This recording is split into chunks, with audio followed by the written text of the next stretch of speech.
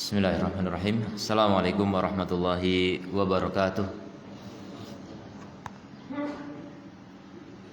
Alhamdulillahilladzi arsala rasulahu bil huda wa dinil haqq liyudhhirahu 'ala dini kullihi wa kafa billahi syahida. Asyhadu an la ilaha illallah wahdahu la syarikalah iqraran bihi wa tauhida, wa asyhadu anna Muhammadan abduhu wa rasuluhu sallallahu alaihi wa ala alihi wa ashabihi wa sallama tasliman mazida. Amma ba'd. Ikhwatil kiram rahimani Allah wa iyyakum. Alhamdulillah kita bisa lanjutkan kembali membaca dari kitab Al-Ikhlas karya Syekh Shalih Al-Munajjid rahimahullahu taala. Qala al-muallif thamaratul ikhlas, buah ikhlas. Apa yang bisa kita petik dari keikhlasan? Kalau kita berhasil ikhlas, apa yang bisa dinikmati dari keikhlasan itu? Tentu nikmat yang sangat besar, ya, karunia yang sangat agung ketika orang bisa ikhlas dalam amalnya, walaupun bukan amal yang besar. Terlebih lagi jika amal itu besar dan banyak. Qala inna lil ikhlasi fawaid katsirah. Ikhlas itu memiliki faedah yang sangat banyak. Wa thamaratin jammah, buah-buah yang sangat besar. Mata ma tahaqqaqa hadzal ikhlas fi qalbil 'abdil mu'min as-salih.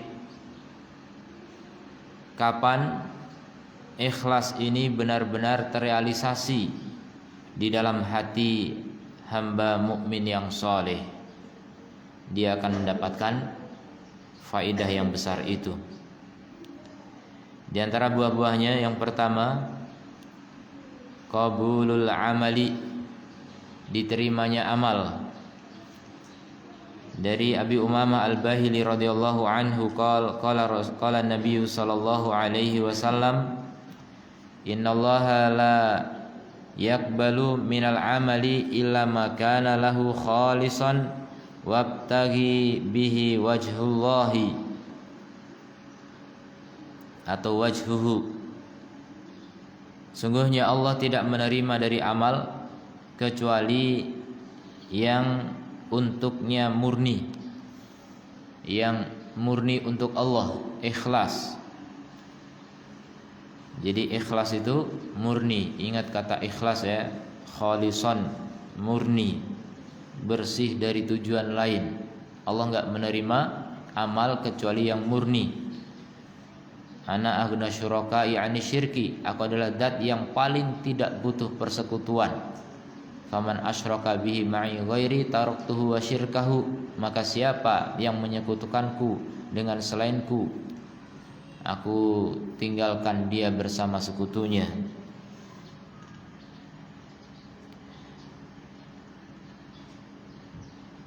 Wabtughiya bihi wajhuh, dan hanya diharapkan dengannya wajahnya. Itu amal yang diterima oleh Allah, yang menghasilkan pahala.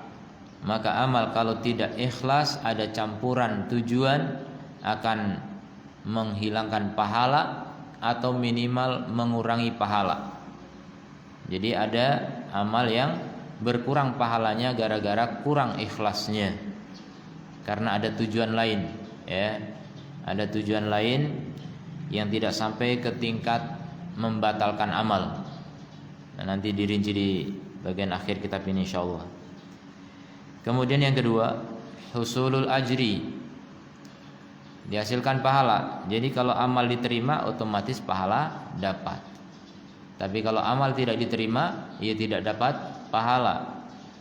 Dari Sa'd ibni Abi Waqqas radhiyallahu anhu qala Rasulullah sallallahu alaihi wasallam, innaka lan tunfiqa nafaqatan, sesungguhnya kamu tidak menginfakkan satu nafkah pun, tabtaghi biha wajha Allah, yang kamu berharap dengannya wajah Allah, illa ujirta 'alaiha, kecuali kamu diberi pahala atasnya. Jadi disyaratkan di sini tabtaghi biha wajha Allah, hanya berharap wajah Allah. Itulah ikhlas. Walaupun berinfak seberapapun, nafaqatan ini mutlak, seberapapun, sekecil apapun, walaupun hanya setengah biji kurma, kalau ikhlas maka akan diberi pahala atasnya. Walaupun infak kepada hewan, ya tidak harus kepada manusia. Infak kepada burung, ngasih makan burung. Burung siapa? Burungnya Allah Ta'ala. Itu kalau niat infak untuk mereka dan berharap wajah Allah, diberi pahala. Kata Rasul sallallahu alaihi wasallam, fi kulli kadbin radbin shadaqah, dan pada setiap hati yang basah sedekah. Maksudnya makhluk hidup. Ya, setiap kita memberi kebaikan untuk makhluk hidup, maka itu adalah sedekah. Asal apa? Yabtaghi biha wajha Allah, hanya berharap wajah Allah. Kalau tidak berharap wajah Allah, maka tidak bernilai sedekah. Banyak orang kafir bisa ngasih makan burung, tapi mereka tidak berharap wajah Allah. Ya, mereka cuma karena cinta burung saja. Ya. Maka mukmin juga ada yang demikian. Dia melihara hewan, ada yang melihara kucing, ada yang melihara ikan, iguana, macam-macam. Hanya karena hobi saja, bukan karena ingin berinfak di jalan Allah, bukan ingin berharap wajah Allah. Maka itu tidak bernilai ikhlas, sehingga tidak diterima oleh Allah Subhanahu wa taala. Nah, penting sekali menghadirkan niat, ya.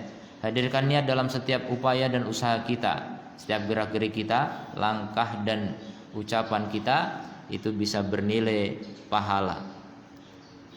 Ketika ikhlas hanya untuk mencari wajah Allah semata. Kemudian yang ketiga, ta'dimul amal as-shaghir hatta yusbihu kabiron, mengagungkan amal yang kecil sehingga menjadi sangat besar. Ya, amal kecil menjadi besar karena ikhlas. Ibnul Mubarak rahimahullahu taala berkata, rubba amalin shaghirin tukatsiruhu an-niyah.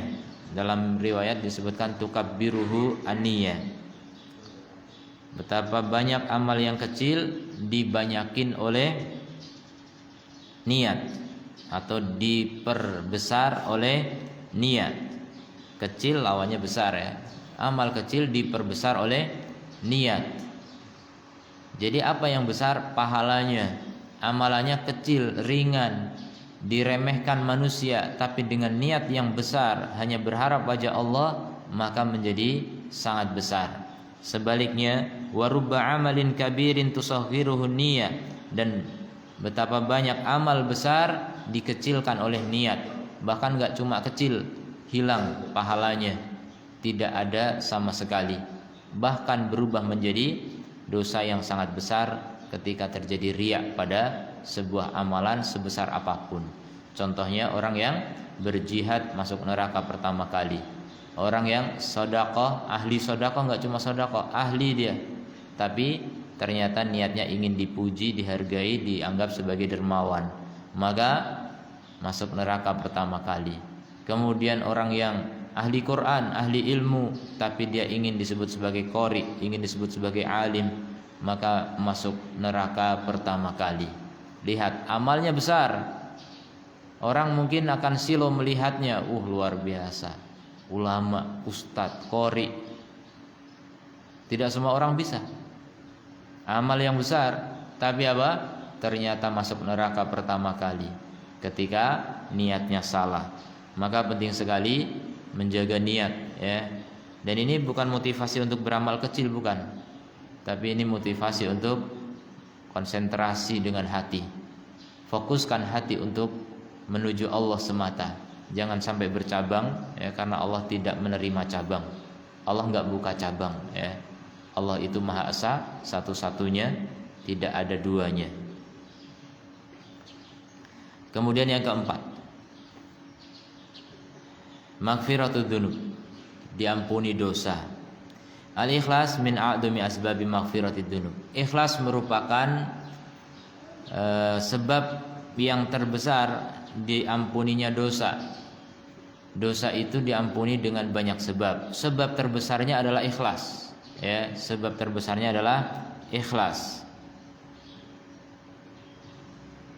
Yaqulu Ibnu Taimiyah berkata rahimahullah, wa naw'ul wahid minal amal, satu macam dari amalan, qad yaf'aluhu al-insan, yang dilakukan oleh seseorang ala wajhin yukammilu fihi ikhlasuhu, dalam bentuk dia menyempurnakan keikhlasannya, wa ubudiyatahu lillah, dan ibadahnya hanya untuk Allah, fayaghfirullahu lahu bihi kabair, maka Allah ampuni dengannya dosa-dosa besar. Kama fi hadithi Abdullah bin Amr bin Al-As radhiyallahu anhuma, dari Nabi sallallahu alaihi wasallam beliau bersabda, yusahu bi rajulin min ummati, dipanggil seseorang dari umatku, yaumal qiyamah, pada hari kiamat, ala ru'usil khalaiqi, di hadapan kepala-kepala makhluk semuanya, jadi ditonton semua orang. Fayunsyaru lahu tis'atun wa tis'una sijilan, maka dibentangkan baginya 99 gulungan catatan amal. Kullu sijilin maddal basar, setiap gulungan sejauh mata memandang.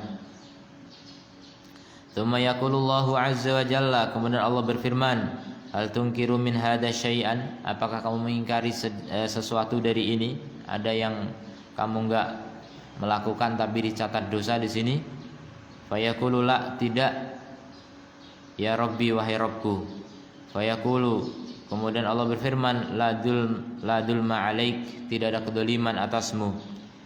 Fatukhraju lahu bitaqatun, dikeluarkan untuknya satu kartu, qadrul kaffi, yang sebesar telapak tangan, ya, kartu ma'ruf. Fiha syahadatu alla ilaha illallah, di sana ada syahadat la ilaha illallah. Fayaqul, maka dia berkata, aina taqa'u hadhil bitaqatu ma'a hadhihi sijillat, di mana letaknya kartu ini bersama 99 gulungan catatan buruk ini? Artinya untuk apa kartu sekecil ini? Fatud'u hadhil bitaqatu, maka diletakkan satu kartu itu fi kifatin, dalam satu daun timbangan, wasijillatu fi kifatin, dan sijilat, gulungan-gulungan tadi, dalam satu daun timbangan yang lain. Fathaqulat albitaqatu, maka lebih berat kartu itu, wa tashatil asijillat, dan ringanlah gulungan-gulungan itu. Fahada halu man qalaha ikhlas wa sadaqa kama qalaha hada syakhs, maka inilah keadaan orang yang mengatakan la ilaha illallah dengan ikhlas. Dengan ikhlas artinya bebas dari kesyirikan. Dia tidak syirik, dosanya banyak sekali kecuali syirik. Alladzina dakhalun wa sadaqa wasidkin, dan dengan ikhlas, kama dengan kejujuran, sebagaimana yang dikatakan oleh orang ini. Wa illa, kalau tidak, fa ahlul kabair alladzina dakhalun nar, kalau tidak demikian, maka ahli kabair, orang yang melakukan dosa-dosa besar yang mereka masuk ke dalam neraka, yaquluna kulluhum, semua mereka mengatakan la ilaha illallah. Semua mengatakan apa? La ilaha illallah.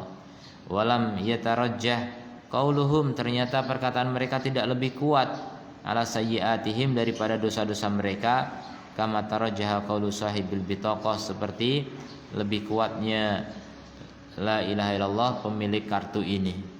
Jadi banyak orang masuk neraka padahal mengucapkan syahadat. Kenapa? Karena mereka tidak ikhlas, karena syahadatnya masih bercampur dengan kesyirikan. Jadi masuk ke dalam neraka. Nah, kesyirikannya di situ syirik asghar tentunya, ya. Kalau syirik akbar, ya tidak akan pernah keluar dari neraka. Tapi kalau syirik asghar, dia masuk neraka bersama kabairnya, bersama syirik asgharnya. Nanti kalau sudah tuntas akan dientaskan dari neraka. Di dalam hadis anam ra'atan bagian, ada seorang wanita pelacur, wara'at kalban fi yaumin harin, melihat anjing di hari yang sangat panas, yatifu bi bi'rin, mengelilingi sumur ingin minum, qad adla'a lisanuhu minal atash, sudah menjulurkan lidahnya karena kehausan, fanaza'at lahu bimukiha, maka wanita pelacur itu melepaskan sepatunya, ai saqathu bi khuffiha, dia memberi minum anjing itu dengan khufnya, sepatunya, fahufirolaha, maka dia diberi ampun dengannya. Fahadhi saqatil kalba bi imanin khalisin, maka wanita ini memberi minum anjing dengan iman yang murni, ikhlas, karena nggak mungkin minta dipuji anjing, dan itu di padang pasir, nggak ada orang yang melihat. Kemudian waktu itu belum ada kamera, jadi kira-kira pamer atau tidak? Jadi tidak. Itulah keikhlasan. Dia melakukan itu karena berharap wajah Allah Ta'ala. Maka dengan itu faghufirolaha, dia pun diampuni. Wa illa falaysa kullama baghiyun saqat kalban yughfarulaha. Kalau tidak, maka tidak setiap pelacur itu diampuni kalau memberi minum anjing. Nah, ini kalau pelacur dengar hadis ini, enak aja jadi pelacur, nanti ngasih minum anjing gitu kan. Solusinya udah jelas. Tidak segampang itu ya. Artinya dia memberi minum anjing memang betul-betul ada keikhlasan di dalam hatinya. Ya, ada ikhlas yang tegak di dalam hatinya. Itu yang membedakan. Kemudian juga dalam hadis yang lain Nabi SAW mengatakan, ya ibna Adam, wahai anak Adam, kullama da'autani wa rajautani ghafartu laka ala makana minka wala ubali. Wahai anak Adam, selama kalian berdoa dan berharap kepadaku, aku ampuni kamu berdasarkan apa yang ada padamu dari dosa, dan aku tidak peduli. Bagi Allah mudah. Orang itu kalau terus berdoa, terus berharap pada Allah, masih ada harapan kepada Allah, Allah ampuni dosa-dosanya. Ya. Wahai anak Adam, lau balaghat dunubuka ananas sama, seandainya dosamu mencapai awan di langit, setinggi awan di langit, ya. Wastaghfartani, dan kamu mohon ampun kepadaku, ghafartu laka wala ubali, aku akan ampuni kamu dan aku tidak peduli. Maksudnya Allah nggak rugi ngampuni kamu gitu, nggak peduli Allah ngampuni kamu. Jadi selama mohon ampun pada Allah, Allah ampuni. Kemudian yang terakhir, yang ketiga, ya ibna Adam, wahai anak Adam, lau ataitani bi qurabil ardi khotoya, seandainya kamu datang kepadaku dengan dosa sepenuh bumi, tsumma lakitani la tusyriku bi syai'a, kemudian kamu menjumpaiku tidak syirik kepadaku sedikit pun, ikhlas. Tuh lihat, tidak syirik itu ikhlas. Apa kata Allah? La ataituka bi qurabiha maghfiratan, pasti aku akan datangkan kepadamu dengan sepenuh bumi ampunan. Jadi sebesar apapun dosa diampuni kalau kita punya ikhlas. Kalau kita bebas dari syirik akbar, bebas dari syirik asghar, dosa apapun semua Allah ampuni. Ini jaminan dari Allah Ta'ala, ya, jaminan dari Allah Ta'ala. Tapi ingat, jangan meremehkan dosa. Kenapa? Kalau orang gampang melakukan dosa, hatinya gelap, hitam. Kalau hati hitam nggak bisa membedakan mana ikhlas mana riya, nggak bisa membedakan itu. Jadi ini kasus, mungkin saja ada yang terjadi dosa sebanyak apapun tapi dia bebas dari syirik. Tapi kita nggak bisa jamin, saya bisa bebaskan diri dari kesyirikan, saya mau berbuat dosa yang lain sebebas mungkin. Tidak segampang itu ya. Ini bukan hadis untuk memotivasi melakukan dosa. Tapi ada saja orang yang kasusnya demikian ya, tapi jarang, tidak semua orang bisa seperti itu. Seperti hadis bitokoh tadi, hadis kartu, ini kasusnya jarang orang bisa begitu. Bagaimana dia 99 catatan gulungan amal dosa semua, tapi hanya dengan satu tauhid, satu ikhlas bisa luntur semua kesalahan itu. Ya, kalau dalam standar umum orang kalau melakukan dosa itu otomatis tauhidnya berkurang gitu. Dan ketika dosanya full banyak sekali, kemungkinan untuk terjerumus ke dalam syirik itu sangat mudah, ya. Tapi ini masih ada yang Allah selamatkan. Tapi nggak semua orang begitu, ya. Makanya perkuat tauhid, dan orang kalau mentahqiq tauhid artinya betul-betul merealisasikan dengan sempurna, itu dibuktikan dengan menjauhi dosa besar, menjauhi syirik akbar, kemudian menjauhi syirik asghar, dan menjauhi dosa-dosa besar. Orang yang bebas dari itu dikatakan menyempurnakan tauhid. Makanya kalau masih melakukan dosa-dosa besar, itu bukti kalau tauhidnya itu belum sempurna. Ya, orang kalau sempurna tauhidnya, maka dia bebas dari syirik, bebas dari dosa-dosa besar. Kemudian yang kelima, buah dari ikhlas, idraku ajril amali wa in ajaza anhu, meraih pahala amal walaupun lemah darinya. Maksudnya enggak mengamalkan karena lemah, tidak beramal karena lemah, tapi dia punya niat. Dia punya niatnya jujur, ya. Kalau seandainya halangan tidak ada, pasti terjadi. Tapi dia gagal beramal karena tidak mampu, ada penghalang. Bil ikhlasi yudrikul insanu al ajra al amali. Dengan keikhlasan seseorang itu bisa meraih pahala atas amalan. Wa in ajaza anhu, meskipun dia lemah darinya, tidak bisa beramal, lemah. Kemudian bal wa yasilu limanazili syuhada, bahkan dia bisa sampai ke tingkatan para syuhada, al-mujahidin wal mujahidin, dan juga orang-orang yang berjihad. Wa in mata ala firashi, walaupun mati di atas kasurnya. Rasulullah sallallahu alaihi wasallam, Allah taala berfirman fi wasfi man lam yastati' an-nabiy sallallahu alaihi wasallam akhdahu ma'hu ilal jihad.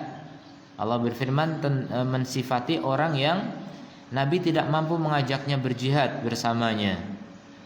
Wala 'alal ladina idza ma atauka litahmilahum, dan tidak ada apa-apa atas orang yang apabila kamu mendatanginya untuk mengajak mereka berjihad, kulta, kamu berkata, la ajidu ma ahmilukum, aku tidak punya sesuatu yang bisa membawa kalian. Jadi nggak ada kendaraan, mau berjihad nggak ada kendaraan, jihadnya jauh. Ma'ahmilukum alaihi, yang bisa membawa kalian di atasnya. Tawallau wa ayunuhum tafidu minad dam', ternyata orang itu pun berpaling dan mata-mata mereka melelehkan air mata. Hazanan, karena sedih. Alla yajidu ma yunfikun, mereka tidak punya harta yang bisa diinfakkan untuk berjihad di jalan Allah. Kesedihan itu mendatangkan pujian dari Allah Subhanahu wa taala. Jadi Allah menceritakan ini sebagai bentuk pujian, ungkapan bahwasanya Allah ridho terhadap perbuatan mereka. Mereka tidak jihad, tapi mereka mendapatkan pahala jihad.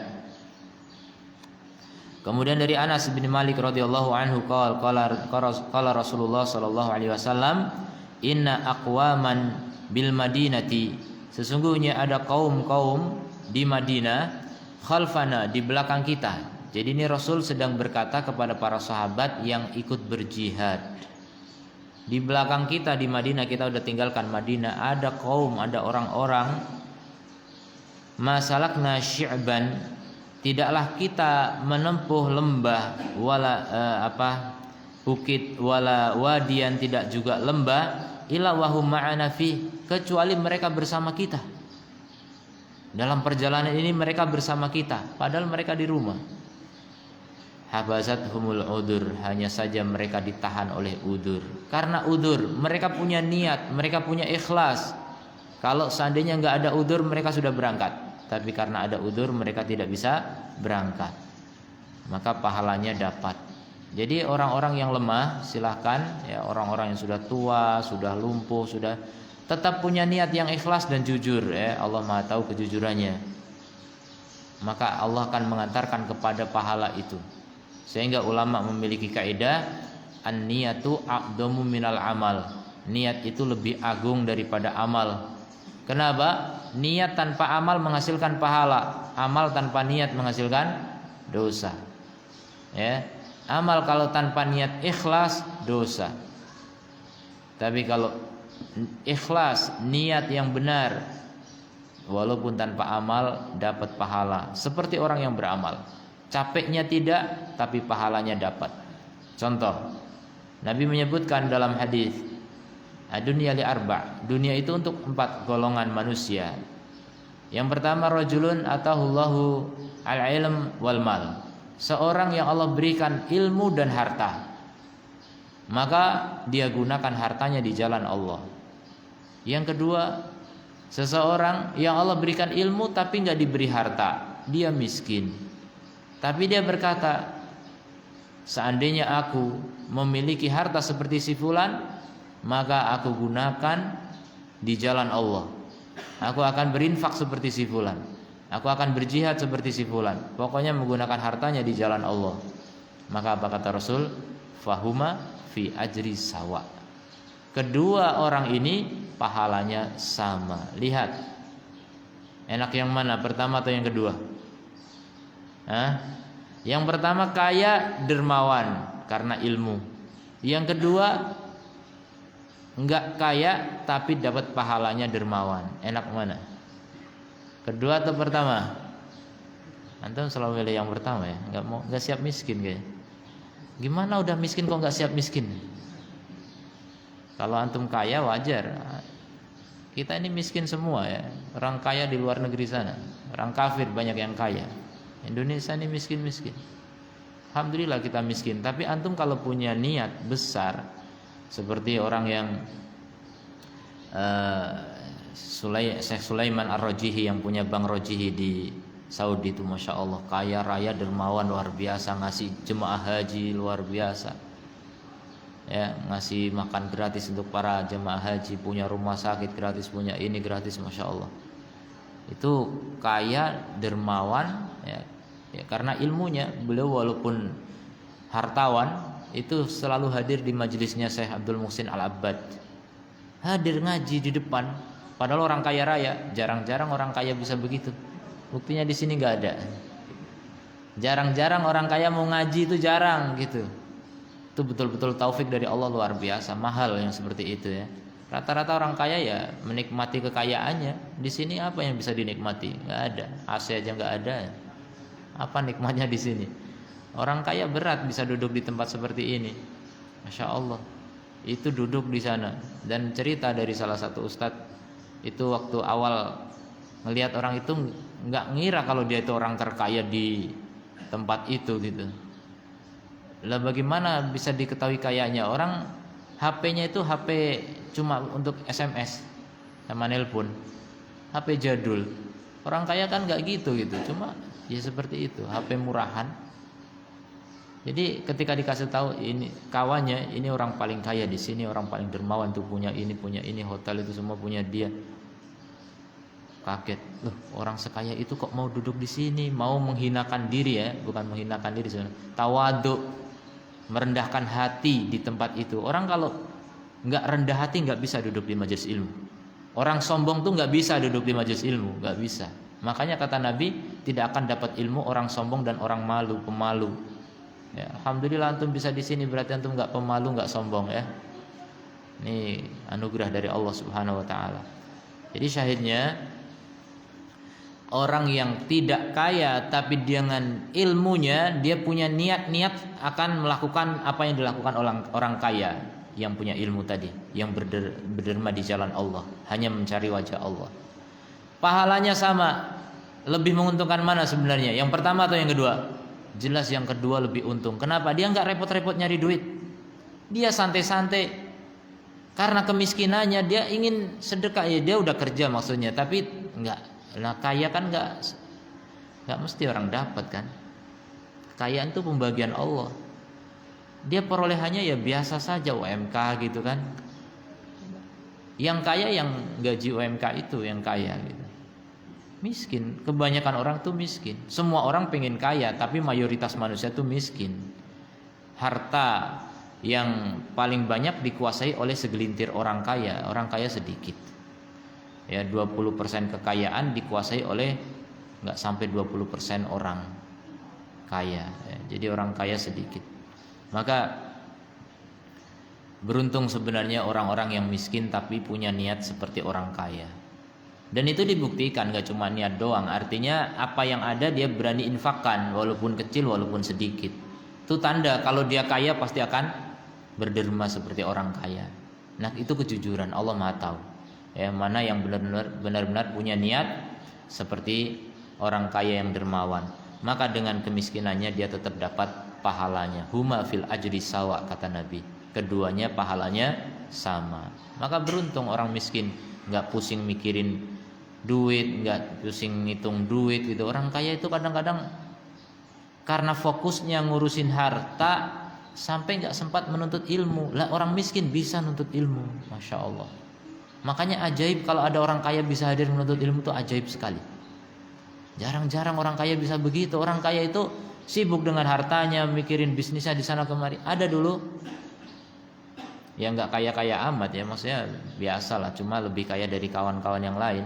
Dia sedang belajar di markas, kemudian dikit-dikit nelpon, dikit-dikit, namanya orang pebisnis, diceritakan oleh bawahannya atau yang lainnya, ini rugi kita sekian juta, 200 juta.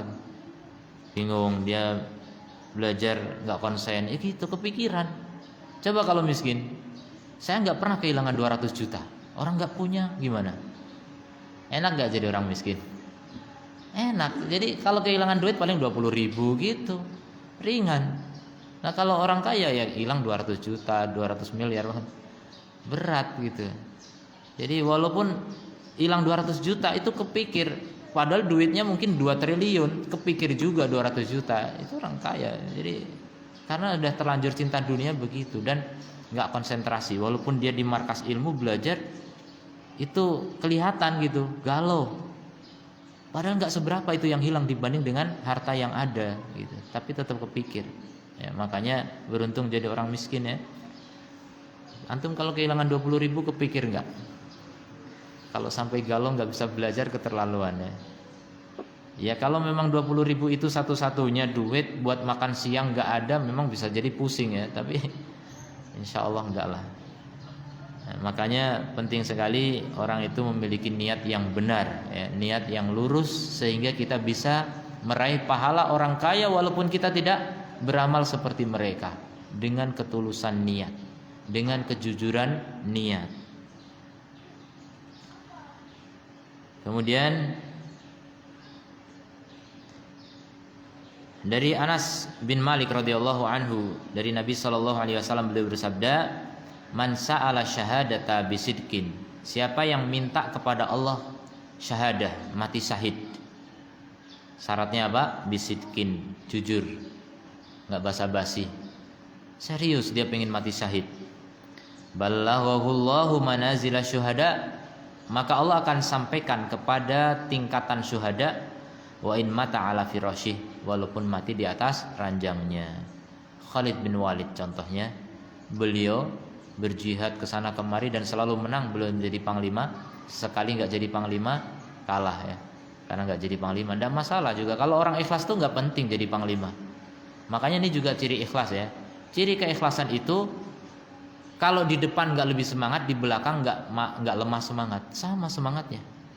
Jadi panglima semangat, jadi prajurit biasa, bahkan jadi seksi perlengkapan pun semangat. Itulah keikhlasan. Jangan ikhlas tuh ketika dipandang orang terdepan, di bagian depan menonjol, semangat. Ketika di belakang, ketika nggak jadi apa-apa, males-malesan kerjanya. Itu berarti memang tidak ikhlas. Yang seperti itu bukti kalau dia tidak ikhlas. Orang ikhlas itu nggak peduli dengan posisi, karena yang penting di hadapan Allah. Allah menghargai setiap usaha kita. Dan dia memang tidak berharap penghargaan manusia. Makanya kalau orang masih ada rasa malasnya ketika nggak punya posisi penting, itu tanda tidak ikhlas. Ya, tanda tidak ikhlas dalam beramal. Jadi akan disampaikan pada posisi syuhada. Itu Khalid bin Walid matinya di mana? Di ranjangnya, padahal jihad berkali-kali. Di tubuhnya ada 70 sekian tusukan, bekas tusukan, luka-luka. Tapi mati di ranjangnya. Tapi tidak masalah, kalau dia punya niat mati syahid, dapat pahala syahid. Kemudian Wa aidan faqad yahsulu rajulul al-fakir 'alal ajril ghani. Ya, kadang orang miskin mendapatkan pahala orang kaya yang bersedekah dengan hartanya. In ahsana niyah, jika dia bagus niatnya. Dari Abi Kabsyah Al-Anmari qala radhiyallahu anhu qala Rasulullah sallallahu alaihi wasallam mathalu hadil ummah, permisalan umat ini kama tali arba'ati nafarin, seperti permisalan 4 orang. Rajulun atahu Allahu malan wa ilman, seorang yang Allah berikan harta dan ilmu. Fahuwa ya'malu fi malihi, maka dia beramal pada hartanya. Yunfikuhu fi haqqihi, dia infakkan pada haknya. Wa rajulun atahu Allahu ilman walam yu'tihi malan, dan orang yang Allah berikan ilmu tapi tidak diberi harta. Fahuwa yaqul, maka dia berkata, laukana limithlu hada, kalau aku punya semisal orang ini, amiltu fihi, aku beramal di jalan Allah, mithlal ladzi ya'malu, seperti yang dia lakukan. Qala sallallahu alaihi wasallam fahuma fil ajri sawa, maka keduanya pahalanya sama. Wa huna mas'alatun muhimmah, di sini ada masalah penting. Labudda min bayaniha, yang harus dijelaskan. Wa hiya anna ar-rajula qad la yakunu 'ajizan an fi'lil amal, yaitu seseorang kadang-kadang dia itu tidak lemah untuk melakukan amal. Wa huwa yatamanna an ya'malahu, dia hanya berangan-angan untuk melakukannya. Ini beda dengan yang hadis tadi. Ya, kalau hadis tadi memang ajiz, lemah, nggak bisa berinfak, padahal dia udah kerja keras tetap saja miskin. Ya, itu yang disebut ajiz. Kalau orang malas kerja, pengangguran, terus pikirannya kalau saya kaya saya akan berderma seperti dia, padahal dia pengangguran. Nah, itu tidak dapat, ya. Itu bukan orang yang ajiz, bukan orang yang lemah. Wa huwa yatamanna an ya'malahu wa yadunnu annahu yujaru ala umniyati. Jadi dia hanya berangan-angan, berandai-andai, dikiranya dengan angan-angannya dia dapat pahala. Tidak, ini angan-angan namanya. Kalau niat jujur itu ada usaha dulu, ternyata tidak mampu gitu, baru itu dapat pahalanya. Wa ya'tabiruha minan niyyah as-shalihah, dia mengira itu niat yang benar. Wa hiya fil haqiqah, di hakikatnya min amanin nafsi, itu hanya angan-angan nafsu, al-kadibah yang dusta, wadasa isi syaitan, dan desas-desus dari setan, bisikan setan. Fanajidu rajulu jalisan fi baitihi, kita dapati seseorang duduk di rumahnya, naiman fi firashihi, tidur di kasurnya, wala yadhabu ila sholati fil masjid, enggak berangkat salat ke masjid. Wa yaqul, dan dia mengatakan, ana uhibbu an adhaba ila shalah, aku ingin pergi ke masjid salat. Wa yadunnu annahu biqaulihi, dia kira dengan perkataannya itu saya tahassalu ala ajri salatil jamaah, akan dihasilkan pahala salat berjamaah. Ini tidak, orang dia malas-malesan. Yang bisa dapat pahala jamaah itu adalah orang yang lumpuh, gak bisa berangkat sama sekali, gak ada yang ngangkat, gak ada yang bantu. Ya sudah, dia hanya menangis di rumah, kalau saya mesti sehat saya berjamaah. Paling ngelihat anak cucunya kok gak pada jamaah, sedih gitu. Udah dianjurkan, disuruh, gak pada mau berangkat. Dia mikirnya kalau saya sehat saya berangkat. Nah, itu dapat pahala. Itu dapat pahala jamaah yang begitu. Wa mithlu hada ghairu dakhilin fi ma dzakarnahu. Yang seperti ini tidak masuk ke dalam yang kita sebutkan, ya, yaitu orang yang dengan niat bisa sampai kepada amal. Ini enggak masuk, ini cuma angan-angan. Walaysa dakhilan fil ahadits an-nabawiyah, tidak masuk ke dalam hadis-hadis Nabi. Falyatanabbah limithli hada, maka perhatikan yang seperti ini. Faedah yang keenam dari niat yang ikhlas, qalbul mubahat wal adat ila ibadat yunalu biha alil darajat. Ini kata-katanya bersajak ini, ya.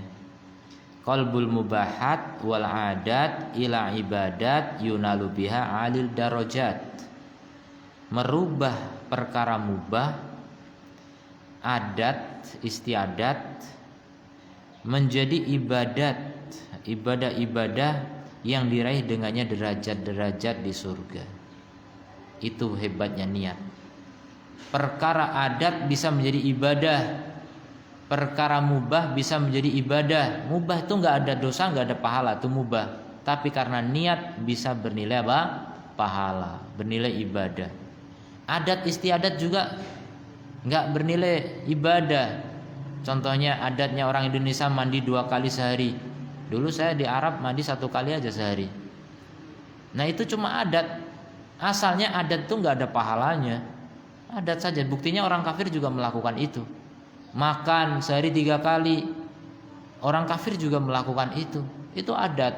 Asalnya nggak ada pahalanya sama sekali. Tapi dengan niat yang benar maka akan menghasilkan pahala. Dari Sa'ad bin Abi Waqqas radhiyallahu anhu qala Rasulullah sallallahu alaihi wasallam, innaka lan tunfiqa nafaqatan tabtaghi biha wajhallahi illa ujirta 'alaiha. Ini potongan hadis tadi kita baca ya.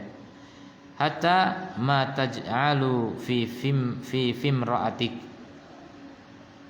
fi mimra'atik, sampai yang kamu letakkan di mulut istrimu. Menyuapi istri. Jadi kamu letakkan di mulut istrimu, berarti kamu nyuapin istri. Romantis enggak ini? Islam mengajarkan romantis ya. Jadi nyuapin istri itu ada pahalanya, padahal itu istri. Dan orang kafir juga bisa melakukan itu.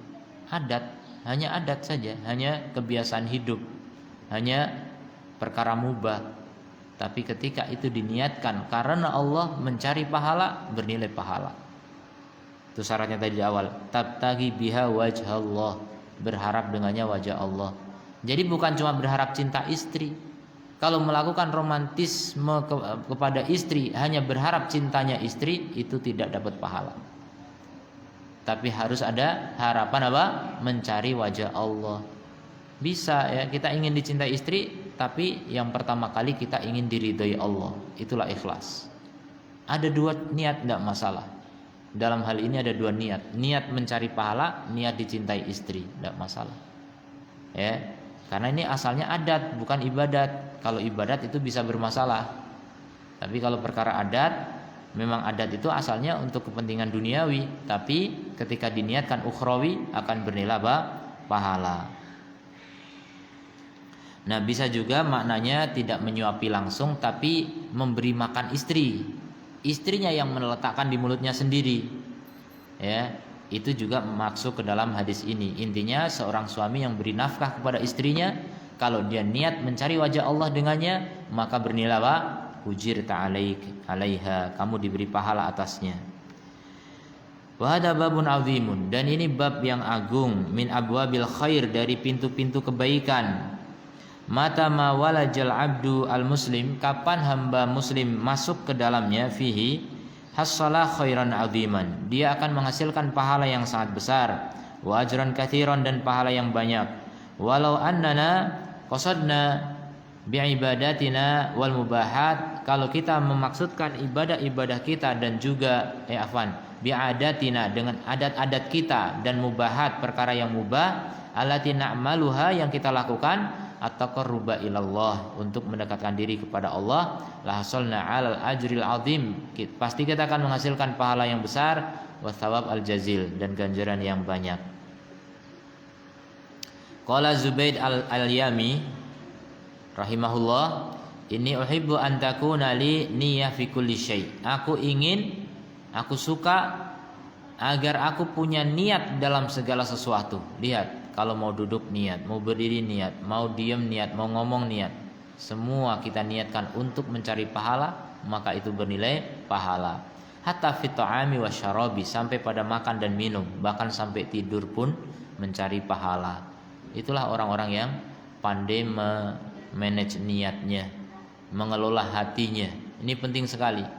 Sama kita capek di dunia ya, tapi hasilnya belum tentu sama dan pasti berbeda. Hasilnya di akhirat beda. Hari kemarin antum menghabiskan waktu berapa jam untuk hidup hari kemarin? 24 jam enggak? Sama. Kita yang orang biasa sama yang profesor, yang ulama besar, sama 24 jam. Capeknya bisa jadi sama. Bahkan bisa jadi kita lebih capek daripada ulama besar gitu. Bisa jadi lebih capek, tapi hasilnya mungkin kita cuma dapat dunia, ulama besar dapat akhirat yang berlipat-lipat. Itu beda ya. Ulama besar bisa jadi amalnya cuma sepele, cuma fatwa gitu, tapi yang memanfaatkan fatwa itu satu negara gitu. Pahalanya satu negara itu. Karena satu negara mendapatkan kebaikan itu. Coba luar biasa. Itu amal. Waktunya efisien, kecil, sepele gitu amalnya, cuma sesaat, tapi pahalanya bisa berlipat-lipat. Dan pahalanya bisa turun-temurun karena fatwa ulama kadang-kadang dibukukan. Ya. Sering, enggak cuma kadang-kadang. Kemudian apa? Itu akan dibaca oleh cucu-cucu dan seterusnya entah berapa generasi. Itu semua orang yang ambil manfaat darinya, pahalanya ngalir kepada ulama. Bagaimana besarnya pahala menjadi ulama itu. Padahal waktu yang dipakai dalam sehari sama 24 jam. Tapi perolehannya jauh berbeda. Nah, ini contoh ya, bagaimana orang bisa maksimal dalam hidup. Kemudian wa khudh hadil amtsilah. Ambil contoh ini. Minal waqi' dari kenyataan, la'allaka tastafid, mudah-mudahan kamu dapat faedah minha darinya fi hayatika al-yaumiyah, di hidupmu hari-hari. Katsirun minan nas, banyak manusia yuhibbu an yatatayyab, suka memakai minyak wangi. Ya orang kafir juga suka. Falau annahu qasada 'inda tatayyub, kalau dia bermaksud ketika memakai minyak wangi qabla dhihabi ilal masjid, sebelum berangkat ke masjid, ihtirama buyutillah, untuk menghormati rumah-rumah Allah, wa daf'a ida'il ibadi, dan menolak mengganggu orang lain dengan aroma yang tidak sedap, wal malaikah, dan juga malaikat, ya malaikat terganggu dengan aroma yang tidak sedap, lana la ala dalikal ajr, niscaya dia akan meraih atas hal itu pahala. Jadi jelas ya, niatnya memuliakan rumah Allah, berarti itu ada niat untuk Allah. Niatnya untuk tidak mengganggu manusia dan malaikat, berarti ada niat ikhlas di situ. Berbeda halnya dengan orang yang kafir, nggak ada niat begitu, pakai parfum, cuma pengen dipuji, parfumnya mahal ya, berapa ini, beli di mana, dan sebagainya. Malah, jadi makan pun harus dipikir. Kalau antum makan, oh ini nggak bagus nih, mengganggu kesehatan. Nggak sebatas sampai di situ, karena kalau saya kurang sehat, nanti saya nggak kuat ibadah. Itu lanjutkan sampai sana. Kalau cuma nanti kurang sehat, orang kafir juga takut sakit, tapi mereka tidak niat ibadah. Nah itu bedanya ya. Maka seluruh apa yang kita lakukan harus ada muara yang jelas. Muara yang jelas itu untuk Allah gitu, harus ada. Panjang bisa jadi, pergi berangkat keluar rumah naik motor, mau kemana, mau kerja, ngapain, cari duit. Orang kafir juga bisa. Tapi antum cari duit untuk menafkahi istri yang halal, mencari pahala di sisi Allah, agar tidak mengemis, agar tidak, itu pahala bisa banyak. Intinya agar apa? Meraih ridho Allah. Itu semuanya ikhlas lillahi ta'ala. Maka sejak antum starter motor, manasin motor, itu udah bernilai pahala. Sejak antum melangkahkan kaki belum megang motor pun sudah bernilai pahala. Niat ya, harus hadirkan niat. Ini penting sekali, karena capeknya sama gitu loh. Dengan niat yang berbeda, Pak, hasilnya jauh berbeda. Satu dapat dunia, satu dapat akhirat. Dan dunia juga dapat. Antum kalau niatkan akhirat, dunia pasti dapat. Sedangkan kalau niat dunia, akhirat buru-buru. Dunia juga belum tentu. Orang ngejar dunia, apakah pasti dapat dunia? Enggak juga ya. Banyak orang pengen kaya tapi tetap miskin. Dan akhirat enggak dapat kalau enggak niat akhirat. Nah kalau antum niat akhirat, nyari duit, nyari kaya, tapi niatnya akhirat, antum dapat akhirat, dunia pun dapat. Kalau dunia nggak dapat, ya sudah, mencari akhirat kok. Kerja mati-matian, nggak kaya-kaya, nggak punya duit, tapi antum dapat pahala. Rugi atau untung? Untung. Bisa jadi orang jualan secara nominal dia rugi, tapi secara akhirat dia untung. Kenapa? Ketika jualannya nggak laku, dia sedekahkan ke panti asuhan, kemana? Mana jualannya bang? Udah habis, alhamdulillah. Oh, berarti untung besar ya, untung besar. Taunya nggak ada hasil duitnya gitu, nggak masalah gitu. Tapi pahalanya ada. Kemudian aghlabun nas yahtaju ilan nikah. Ya, semua orang butuh nikah ya. Bukan semua di sini, aghlab, kebanyakan. Buktinya banyak yang jomblo ya, nggak mau nikah. Jadi kebanyakan orang butuh kepada nikah. Fainawa bin nikahi ifafu nafsihi, kalau dia berniat dengan nikahnya menjaga kehormatan jiwanya, dirinya, wa zaujaha dan juga pasangannya, wa tawassul ila waladin dan ingin mendapatkan anak, ya budullah yang akan beribadah kepada Allah, memperbanyak umat Nabi Muhammad sallallahu alaihi wasallam, ya ingin menyiapkan mujahidin, ya, ingin menyiapkan ulama gitu, luar biasa. Baru nikah udah rencana nanti anak saya harus jadi pembela agama Allah, jihad. Kalau nggak jadi ulama ya minimal mati syahid lah gitu. Saya motivasi anak saya begitu. Belajar di pesantren agak susah gitu, udah ayah doain kamu jadi mujahid aja lah. Nanti kalau udah bisa berangkat perang sana ke Palestina atau kemana. Nah, daripada belajar nggak jadi-jadi gitu, jihad saja. Yang penting membela agama Allah. Gimana caranya? Kita mampunya apa membela agama Allah gitu? Bisa pakai ilmu, alhamdulillah. Bisa pakai harta, alhamdulillah. Nggak bisa semuanya, ya pakai badan kita. Udah perang, mati syahid, bela agama Allah. Itu lebih bermanfaat daripada hidup nggak jelas itu. Kemudian, jadi kalau niat nikah untuk itu ya, punya anak yang beribadah kepada Allah, membela agama Allah, min ba'di, setelah dia meninggal melanjutkan ibadahnya. Kalau orang udah mati kan nggak bisa ibadah, tapi anaknya ibadah, dia masih lanjut pahalanya itu. Makanya beruntung yang punya anak banyak. Tapi harusnya anaknya ibadah semua gitu. Anak banyak penjahat semua, repot juga. Kemudian uthiba ala dalik, maka dia dapat pahala dengan pernikahan itu walaupun mandul ternyata. Dia waktu nikah itu berencana, bahkan sebelum nikah udah mikir, saya nanti kalau punya anak akan saya didik begini. Ternyata mandul, nggak bisa punya anak, pahalanya dapat itu. Dibalik dengan orang yang nggak ada niat itu, dia punya anak banyak, belum ada niat sama sekali untuk menjadikan anaknya ahli ibadah dan sebagainya, ya nggak dapat. Orang kafir juga banyak anak, tapi niatnya nggak seperti itu. Nah, itulah pentingnya berniat. Dengan niat orang bisa sampai kepada pahalanya. Kemudian thalabah al-jami'at, mahasiswa, alaihim an yuhsinu an-niyah fi dirasatihim, wajib atas mereka untuk memperbagus niat dalam belajar mereka.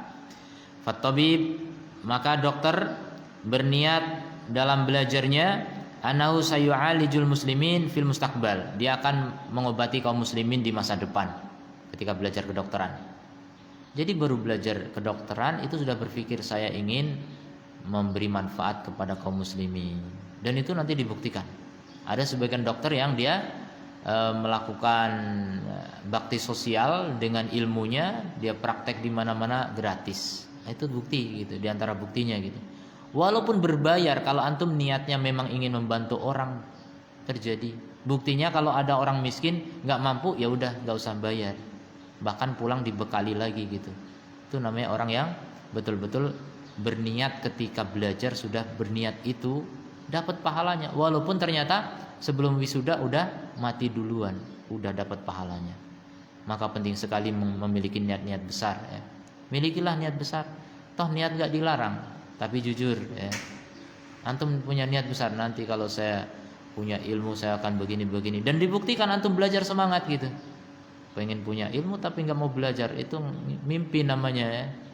Seperti orang tadi, wah saya suka nih kalau ke masjid saya dapat pahala jamaah, lah nggak ke masjid juga, ini mimpi namanya. Kemudian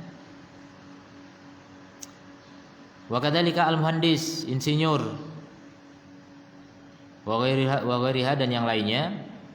Kullu syakhsin yanwi ifadatal Islam wal muslimin. Semua orang berniat apa? Memberi faedah untuk Islam dan kaum muslimin, walaupun dia belajar ilmu dunia.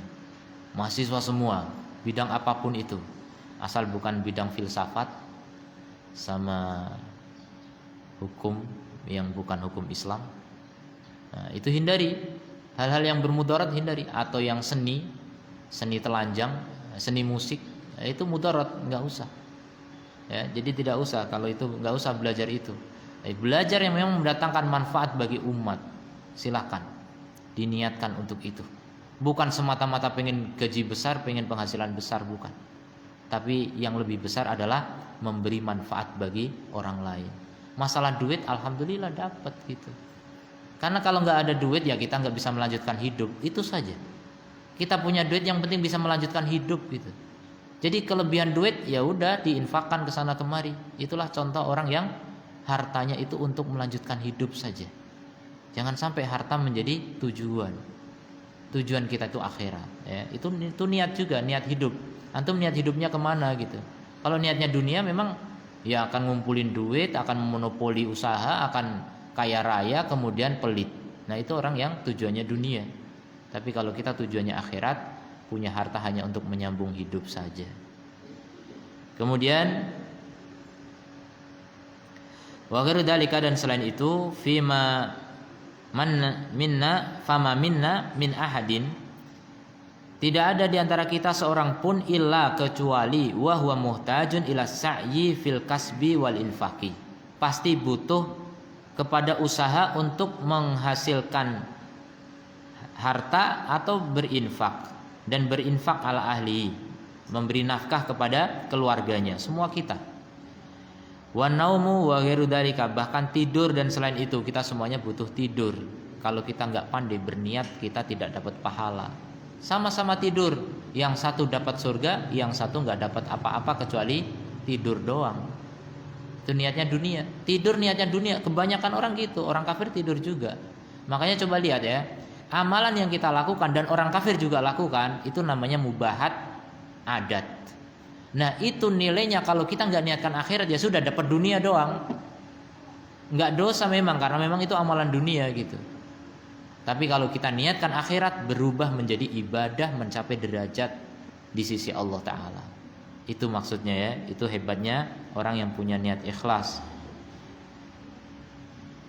Wala tahtakir ihtisaba ayyi syai'in. Jadi jangan meremehkan untuk mengharapkan pahala terhadap segala sesuatu min hadil mubahat, dari perkara mubah-mubah ini. Mubah memang, tapi bisa mendapatkan pahala. Wa ikhlasun niyyah fiha, dan mengikhlaskan niat di dalamnya. Farubbama yakunu huwallazi yunjika yaumaddin, karena bisa jadi itu yang akan menyelamatkanmu pada hari pembalasan. Kita beramal besar dengan amal-amal ibadah, ternyata itu yang menjerumuskan ke neraka. Tapi amalan dunia, amalan mubah malah yang menjerumuskan kita ke surga, menjerumuskannya, memasukkan kita, menaikkan kita ke surga. Jadi jangan terlalu berpikir saya harus beramal besar, saya harus menjadi mujahid. Tapi jadi mujahid kalau tidak ikhlas masuk neraka pertama kali. Saya harus jadi ulama. Jadi ulama kalau nggak ikhlas masuk neraka pertama kali. Mendingan jadi orang apa sajalah, yang penting lillahi ta'ala. Hidupnya semuanya dipersembahkan untuk Allah. Badannya diwakafkan untuk Allah subhanahu wa ta'ala. Dia bekerja mencari nafkah, menghidupkan anak istri, memberi kehidupan, bukan menghidupkannya. Memberi penghidupan, bukan kehidupan. Penghidupan untuk anak istri, bahkan untuk memakmurkan bangsa dan negara. Antum misalnya jadi kepala daerah kayak atau apa gitu, niatkan untuk memberi manfaat bagi kaum muslimin, antum pahalanya besar. Dan kebanyakan orang tidak ada niat itu ya. Kebanyakan orang blank karena hawa nafsu saja. Yang penting saya puas, saya dapat duit, saya dapat kedudukan, saya dapat popularitas, saya dapat penghargaan.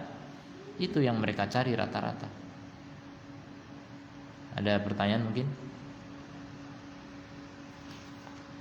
Atau sampai 7 ya, biar nanti 8. Satu lagi, himayatun nafsi minasyayatin, menjaga jiwa dari setan ya. Kalau orang itu punya ikhlas, dia terlindung dari godaan setan. Lihat, fasyaitanu lamma akhadal ahda ala nafsihi, setan ketika mengambil janji atas dirinya, dia bersumpah atas dirinya, an yuhwiya ibadallah, untuk menyesatkan hamba-hamba Allah, istasna al-mukhlasin, mengecualikan orang yang ikhlas. Faqala, dia berkata, illa ibadaka minhumul mukhlasin, kecuali hamba-hambamu di antara mereka yang kau buat ikhlas, yang dibuat ikhlas oleh Allah. Itu setan gak bisa menggoda mereka. Lihat, Kalau kita mau selamat dari godaan setan, jadilah orang yang ikhlas, yang hidupnya hanya untuk Allah. Maka setan gak bisa menyeret kita. Kita hidupnya untuk Allah, bukan untuk hawa nafsu. Kalau orang hidupnya untuk nafsu, setan gampang menyeret kita. Fasyaitan la yastati' ihwa'a man tuhsanu bil ikhlas. Setan tidak bisa menyesatkan orang yang dibentengi dengan ikhlas. Wa qala al-Ma'ruf al-Karhi rahimahullah, yudzakiru nafsahu, dia mengingatkan dirinya sendiri, ya nafsu, wahai jiwa, akhlisi, ikhlaslah, tatakhallasi, kamu akan bebas. Jadi kalau kamu ikhlas, kamu bebas, enggak terbelenggu oleh nafsu, enggak terbelenggu oleh setan gitu, bebas. Makanya orang itu belum merdeka kalau belum ikhlas. Orang itu belum merdeka kalau belum beribadah kepada Allah semata. Masih diperbudak oleh makhluk, ya. Naudzubillahi min dzalik. Kita cukupkan. Subhanakallahumma bihamdika asyhadu an la ilaha illa anta astaghfiruka wa atubu ilaik. Assalamualaikum warahmatullahi wabarakatuh.